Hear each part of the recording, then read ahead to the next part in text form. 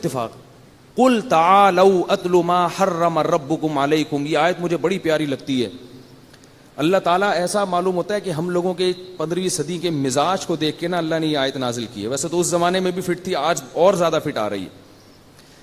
ایسے جیسے ہم اختلافات کے بکھیڑوں میں پڑ کے نا پریشان ہو جاتے ہیں, یار کیا ہے پتہ نہیں کیا کرنا ہے, ٹانگیں یوں کرنی ہے کہ یوں کرنی ہے, ٹھیک ہے نا.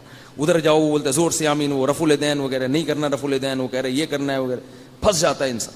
پگڑی کون سی پہننی بھی ہے کہ نہیں پہننی, ٹوپی پہننی ہے یا کرانی ہے کسی کو, تو اتنی پریشانی ہو جاتی ہے انسان. اتنے فرقے بن گئے ہیں. اہل حدیث کی بھی بڑی قسمیں وجود میں آ گئی. ٹوپیوں والے الگ, بغیر ٹوپیوں والے. ابھی تک تو یہ تھے نا حنفیوں میں دیوبندی بریلوی بنے ہوئے تھے. اہل حدیث میں کہا جاتا تھا نہیں, اہل حدیث میں بہت سارے بن گئے, ٹوپی والے, بغیر ٹوپی والے. پھر اہل حدیث میں بعض کہتے ہیں کہ عورتیں سمٹ کے نماز پڑھیں, اہل حدیث میں ایسے علماء ہیں. اور بعض کہتے ہیں نہیں مردوں کی طرح پڑھیں. پھر جو بغیر ٹوپی والے ہیں ان میں بھی بہت نماز جنازہ کچھ زور سے پڑھتے ہیں, کچھ آہستہ پڑھتے ہیں, کچھ عجیب.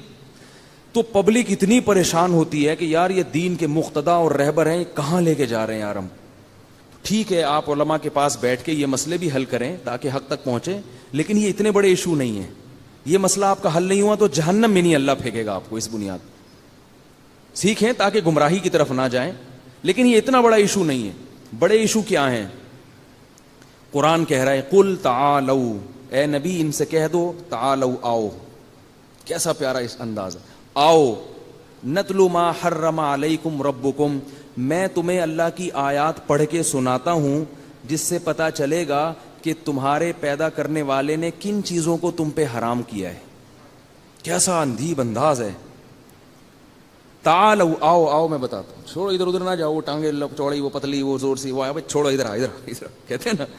جیسے کوئی بندہ پھنسا ہوا ہو نا, وہ گرین والا ادھر کھینچ رہا ہو, دوسرا ادھر, اور کوئی مولوی صاحب دور کھڑے تماشا دیکھ رہے ہو, پریشان ہو, یار یہ بیچارہ کنفیوز ہو رہا ہے, تو کہتا نا یار ادھر, کہتا نا ادھر ادھر میں تجھے بتاتا ہوں, زیادہ چکر میں نہیں پڑ, تو بھائی یہ 2-4 کام کر لے. بالکل یہی انداز ہے اللہ کا. اے نبی ان سے کہہ دو تعالوا آؤ. تعالوا جو ہے نا یہ بڑے احترام سے جب کسی کو کہا جاتا ہے آئیے, تشریف لائیے. عربی میں ایک لفظ ہے ایتی, ایتی کا مطلب آ جا, ادھر پڑھا پڑھ اتھے آ. اور یہ تعالوا تشریف لائیے, آئیے, آؤ ہم تمہیں بتاتے ہیں کہ تمہارا رب کن چیزوں کو تم پر کیا کر رہا ہے, حرام کیا. اللہ تشرکو بہ شیئا, سب سے پہلے اللہ کے ساتھ کسی کو شریک مت کرنا.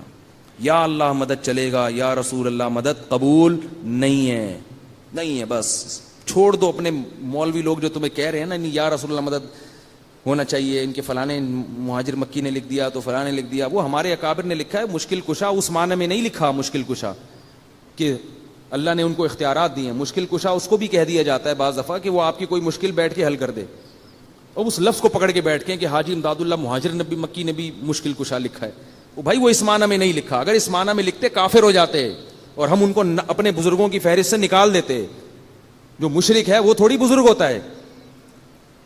لیکن جو شریعت کی بات ہے, جو قرآن کہہ رہا ہے, وہ اس کو دیکھو کہ اللہ کے ساتھ کسی کو دعا میں شریک مت کرو. اس پہ تو 2 رائے ہیں نہیں. اس میں تو اللہ نے پیغمبروں کے والدین کو نہیں معاف کیا. بھائی ہم اور آپ کس کھیت کی مولی ہیں.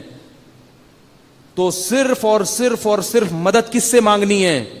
آپ بریلوی بن کے رہو, ہمیں کوئی اشکال نہیں. آپ کو میں بریلوی ہوں, کچھ نہیں ہوتا بریلوی کہنے سے. آپ کو میں دیوبندی ہوں, کچھ نہیں ہوتا. آپ کو میں اہل حدیث ہوں, کچھ نہیں ہوتا اس سے. اللہ جو کہہ رہے ہیں یہ 2-4 کام کرو جو میں بتا رہا ہوں. سب سے پہلے کیا ہے, میرے ساتھ کسی کو شریک نہیں کرنا. ناموں سے نہیں ہوگا. اللہ تعالیٰ قیامت میں یہ نہیں دیکھیں گے دیوبندی بریلوی اہل حدیث کیا ہے. اللہ کہیں گے جو احکام اور عقائد میں نے دیے تھے وہ ہیں یا نہیں. اگر اللہ نام دیکھ کے جنت میں داخل کریں تو صرف جماعت المسلمین والے جنت میں جائیں گے, کیونکہ انہوں نے باقاعدہ 1975 میں اپنا نام جماعت المسلمین گورنمنٹ سے رجسٹرڈ کروا دیا ہے. وہ تو کہیں گے اللہ ہمارے پاس تو سرٹیفکیٹ ہے پورا, ٹھیک ہے نا. کام کرو کام مسلمانوں والے, ٹھیک ہے نا. کام تو پہلی بات کیا ہے, اللہ تشرکو بہ شیئا, اللہ کے ساتھ کسی کو ذرہ برابر بھی شریک نہیں کرنا. بس اختیارات صرف کس کے ہیں, اللہ کے. یا ایھا الناس انتم الفقراء الی اللہ, اے لوگوں میں نبی بھی داخل ہیں یا نہیں ہے, سب داخل ہیں اس میں. انتم الفقراء الی اللہ, تم سب کے سب اللہ کے در کے فقیر و محتاج ہو, کچھ نہیں کر سکتے اللہ کے ارادے کے بغیر. انبیاء بھی اس میں داخل ہے. انبیاء تو اور زیادہ تواضع کے ساتھ دنیا میں زندگی گزارتے ہیں. قرآن میں کتنی جگہ اللہ نے اپنے نبی صلی اللہ علیہ وسلم کو بھی تنبیہ کی ہے کہ اگر آپ بھی سیدھے راستے سے ہٹے تو آپ کو اللہ کے عذاب سے کوئی نہیں بچا سکتا. حالانکہ نبی کبھی بھی سیدھے راستے سے نہیں ہٹتے, یہ بتانے کے لیے کہ یہ بھی میرے احکام کے مکلف ہیں, تم بھی میرے احکام کے مکلف ہو, یہ بھی ہے, یہ بھی میرے بندے ہیں. تبھی ہم جب کلمہ پڑھتے ہیں اشہد ان لا الہ الا اللہ وحدہ لا شریک لہ واشہد ان محمدن عبدہ ورسولہ. دیکھو کیسا عجیب کلمہ ہے, عبد کا لفظ پہلے ڈال دیا, رسول کا لفظ بعد میں. بندے ہیں, غلام ہیں اللہ کے, اس کے بعد ہیں رسول. یہ ہمارے کلمے میں یہ لفظ اس لیے ڈال دیا تاکہ ہمارے اندر وہ شرک نہ پھیلے جو عیسائیوں میں پھیل گیا تھا.